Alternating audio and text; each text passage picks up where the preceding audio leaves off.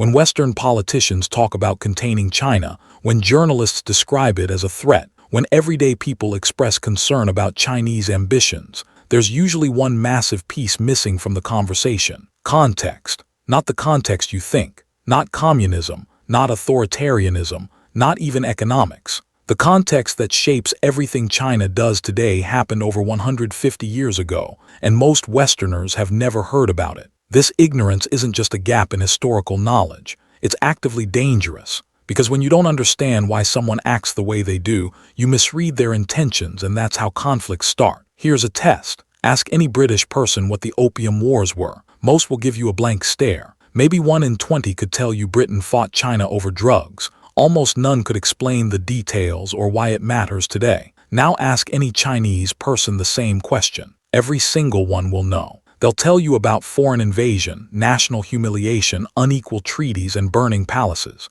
They learned it in school. They visited museums about it. It's part of their national identity. This gap, this difference in historical memory, explains almost everything confusing about China's behavior on the world stage. The West sees an aggressive rising power. China sees a wounded nation finally strong enough to defend itself. The West sees territorial expansion. China sees recovering what was stolen. The West sees paranoia. China sees reasonable caution based on painful experience. Let me paint you a picture. Imagine the year is 1839. China is the world's largest economy, home to a third of humanity, producer of luxury goods that Europe desperately wants. The Qing emperor sits in Beijing believing, quite reasonably based on thousands of years of history, that China is the center of civilization. Then British merchants with their government's backing start flooding China with opium. Not a little bit. Industrial quantities. Grown in India, smuggled into China, destroying millions of lives.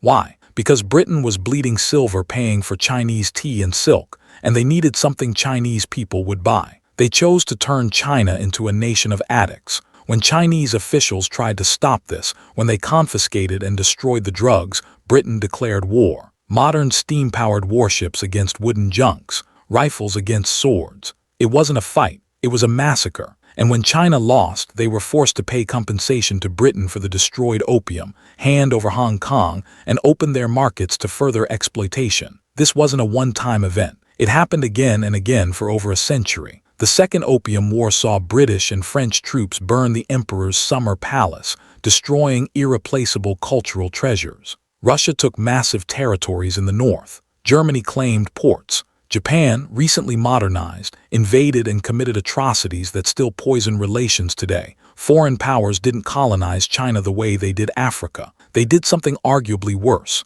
They carved it into spheres of influence, each controlling different parts while leaving a powerless Chinese government as a puppet. Shanghai had areas where signs read, "No dogs" or "Chinese allowed," in their own country. You might be thinking, okay, that's terrible, but it was 150 years ago. Why are we still talking about it? Because China never stopped talking about it. While Britain moved on to other chapters of empire and eventually forgot, China built its entire modern identity around remembering. The Communist Party didn't just study this history. They weaponized it. Every Chinese student learns about the Century of Humiliation in detail. Museums across China display the treaties, the destroyed artifacts, the photographs of foreign soldiers in Chinese cities. The message hammered home again and again is simple. Weakness invites invasion, strength prevents it, and the party is what made China strong. This isn't ancient history to Chinese people. It's personal. It's generational trauma on a national scale. Your great-great-grandfather might have been an opium addict because of British drug dealing. Your great-grandmother might have lived through the Japanese invasion. This pain gets passed down. When Western countries criticize China for building islands in the South China Sea,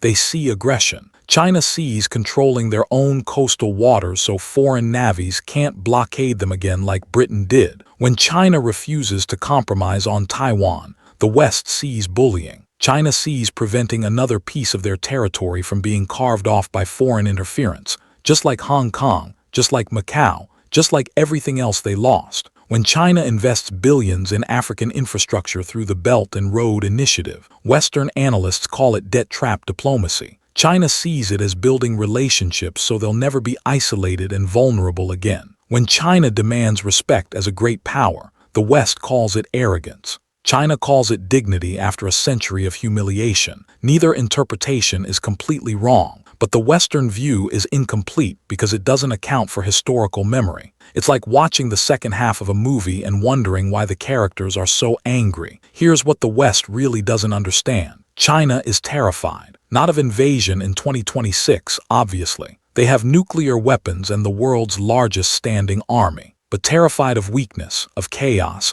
of being vulnerable again. This fear shapes everything. Why does the Communist Party crack down so hard on dissent? Because they remember that internal division led to warlords carving up China in the 1920s. Why do they prioritize economic growth above almost everything else? Because poverty made China weak and weak countries get invaded. Why do they reject Western-style democracy? Because they see it as the same foreigners who burned their palaces now trying to control them through different means. You can disagree with these conclusions. You can argue that fear doesn't justify authoritarianism or territorial disputes, but you can't understand Chinese decision-making without understanding the fear itself. There's a darker possibility that keeps some analysts up at night. What if China isn't just trying to prevent future humiliation? What if they're seeking revenge for past humiliation? What if a nation that spent a century being pushed around now wants to do the pushing? Some of China's actions suggest this might be partially true. The aggressive nationalism, the wolf warrior diplomacy, the refusal to acknowledge any wrongdoing in Xinjiang or Hong Kong, the celebration when China surpasses Western countries in any metric. There's an edge to it,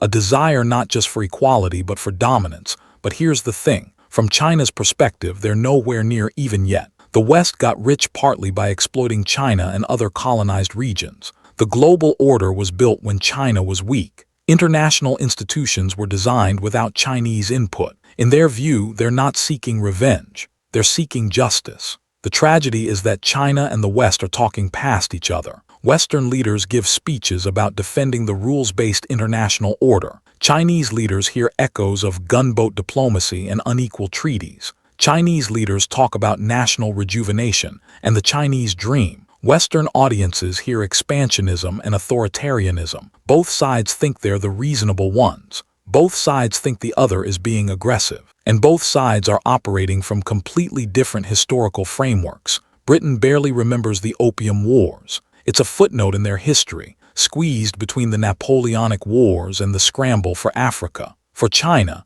it's the defining trauma that shaped modern history. How do you have a productive conversation when one party has forgotten what the other can never forget? Understanding this history doesn't mean excusing everything China does. Acknowledging that China was genuinely wrong doesn't mean accepting human rights violations or territorial aggression. But it does mean recognizing that China's behavior, however troubling, isn't random or irrational. It follows a logic rooted in historical experience. If the West wants to navigate the rise of China without stumbling into conflict, the first step is understanding why China is the way it is. Not agreeing with it, not accepting it, understanding it. Because right now, most Western policy toward China is based on projecting Western motivations onto Chinese actions. That's a recipe for miscalculation. China looks at Western concern about their military buildup and sees hypocrisy from countries that invaded them. The West looks at Chinese actions and sees a rising threat. Both perceptions drive policies that make the other side more defensive, creating a spiral that benefits no one. The West doesn't understand that when China builds aircraft carriers, they're thinking about British gunboats. When they invest in technology, they're thinking about being left behind during the Industrial Revolution. When they refuse to back down on Taiwan, they're thinking about a century of being forced to back down on everything. This doesn't make China right. It doesn't make their government good or their policies justified, but it makes them comprehensible. And in a world where two nuclear-armed powers are competing for influence, comprehension matters more than agreement. The dragon was wounded between 1839 and 1949. The wounds healed, but the scars remain. And until the West understands those scars, they'll keep misreading Chinese intentions, mishandling Chinese relations, and increasing the chances of catastrophic miscalculation. The question isn't whether China will be a responsible global power. The question is whether the West can be a responsible partner to a rising power that remembers, in vivid detail, what happened the last time they were weak. History isn't past, it's present. And nowhere is that more true than in China. If this perspective opened your eyes to something new, hit that like button and subscribe for more deep dives into the stories that shape our world. Drop a comment telling me what surprised you most about China's historical experience. Thanks for watching, and I'll see you in the next one.